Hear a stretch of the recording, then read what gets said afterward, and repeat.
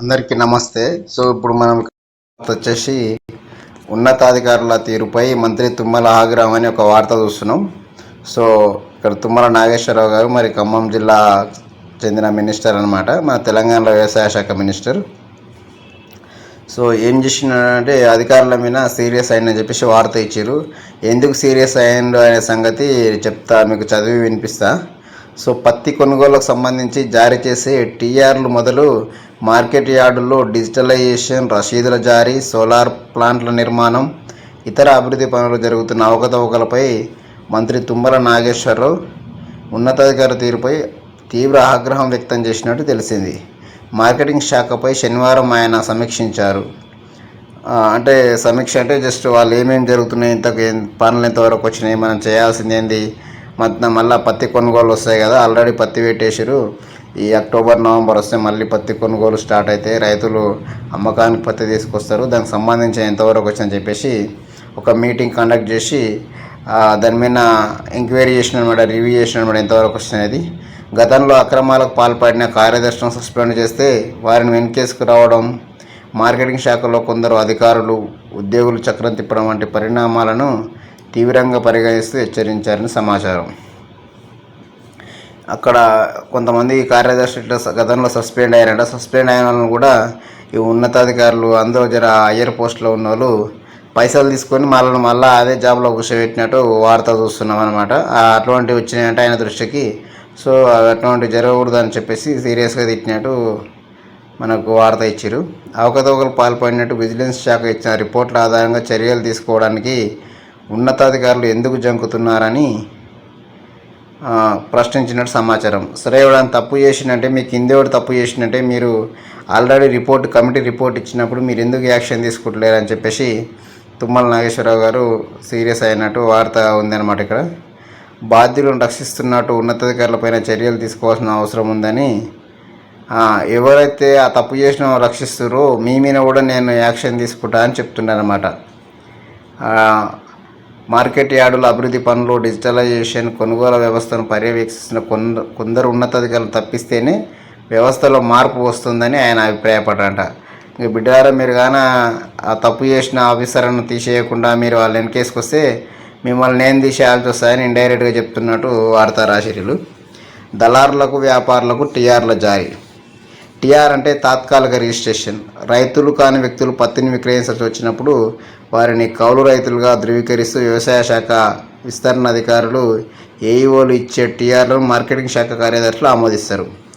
ఏంటంటే మరి పత్తి అమ్మాలంటే, ఒక రైతు పత్తి అమ్మాలంటే ఆయనకు రిజిస్ట్రేషన్ ఉండాలి, శిల్క పాస్బుక్ ఉండాలి, మళ్ళీ ఆన్లైన్లో ఆల్రెడీ పత్తి అని రాపించుకొని ఉండాలి, అంతా ఉండాలి. సరే, బై మిస్టేక్ ఏదైనా పొరపాటు వల్లనో లేకుంటే రైతులకు అవగాహన లేకపోవడం వల్ల, టయానికి అందుబాటులో లేకపోవడం వల్ల రాసుకోకపోతే టీఆర్ అంటే తాత్కాలికంగా రిజిస్ట్రేషన్ అని చేసే అవకాశం కూడా ఉందంట. అక్కడ మీ గ్రామాల్లో ఉండే అగ్రికల్చర్ ఆఫీసర్ రాసిస్తే అక్కడ పత్తి మిల్లు దగ్గర, కాటన్ మిల్లు దగ్గర ఉండే కార్యదర్శులు ఆమోదించాలంట. అయితే వీళ్ళు ఏం చేస్తారు, ఈ రైతులకు ఇవ్వకుండా ఊర్లలో పత్తులు కొంటారు కదా, సేట్ల అవతారం ఎత్తి దళారు వ్యవస్థ ఉంటుంది కదా, పత్తి కొనేటోళ్ళకు వీళ్ళు ఇస్తారనమాట. వీళ్ళే నిజమైన రైతులు అని చెప్పేసి పర్మిషన్ కార్డులు గుద్ది రాసిస్తే తీసుకుపోయి వీళ్ళు పత్తిని రైతుల దగ్గర ఆటన్నకు కొని అవతల వారానికి అమ్ముతున్నట్టు చేస్తారని వార్త ఇచ్చిరనమాట. అయితే దళారులకు టీఆర్ జారీ చేసేలా కొందరు కార్యదర్శులు పావులు కదుపుతున్నట్టు అక్రమాలకు తెరలేపుతున్నారట. అయితే అక్కడ ఉండే ఈ అగ్రికల్చర్ ఆఫీసర్లు కొంతవరకు కరెక్టే ఉన్నారు, రైతులకి ఇవ్వాలి, మళ్ళీ ఏమైనా ఇబ్బంది అయితే మాకు ఇబ్బంది అవుతుంది అని వాళ్ళు ఉండరు.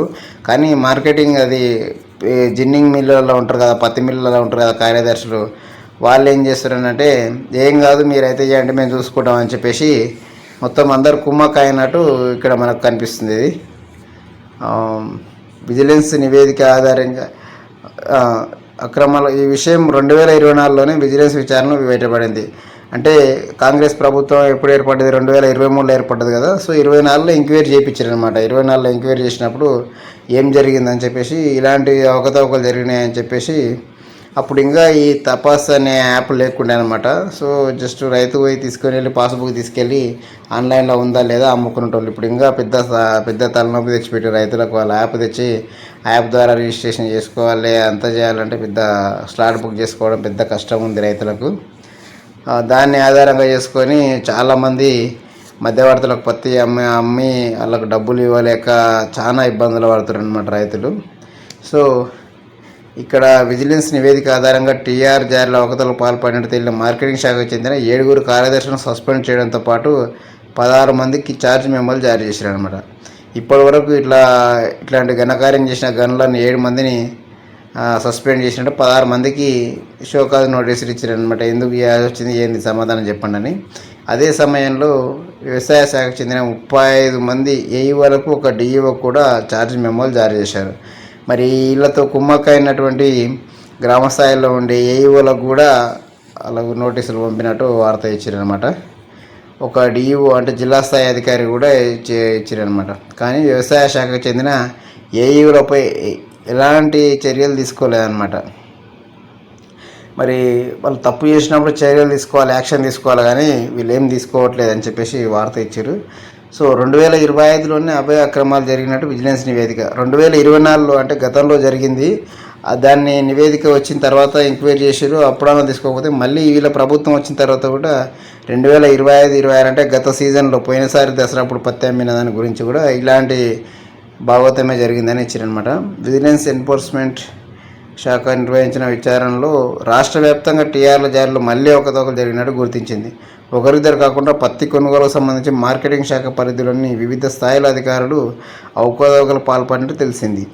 బాధ్యులపై శాఖపరమైన చర్యలు చేపట్టి తగిన చర్యలు తీసుకోవాలని సిఫారసు చేస్తూ ప్రభుత్వానికి నివేదిక సమర్పించారు. అయితే ఆ నివేదిక అంది నెలలు గడిచినా ఇప్పటి వరకు సంబంధిత కార్యదర్శులపై ఎలాంటి చర్యలు తీసుకోవాలంట. పత్తి అమ్మే ఆల్రెడీ 6 నెలల క్రితం జరిగింది, మళ్ళీ కొత్త పత్తి అమ్మనికే కాలం వచ్చేది, సీజన్ వచ్చింది. అయినా అట్లాంటి తప్పుడు చేసిన వాళ్ళని ఎలాంటి చర్యలు తీసుకోవాలి అని చెప్పేసి మొత్తం మీద తుమ్మల నాగేశ్వరరావు గారు సీరియస్ అయ్యిందని చెప్పేసి వార్త ఇచ్చారు. వీళ్ళు ఏం లేవు, ఊర్లలో పత్తులు ఉంటారు కదా, వాళ్ళతోనే కుమ్మక్క అవుతారు. వాళ్ళేమో లోడుకింత, క్వింటల్కింత, 100 క్వింటాలకింత అని చెప్పేసి కమిషన్ ఇచ్చుకుంటా నిజమైన రైతులకేమో పత్తి తీసుకొని పోతే లైన్లో ఉంటారు. ఆడికి మొత్తం 2-3 రోజులు అయిన సరే లైన్లో ఉండాలంటారు.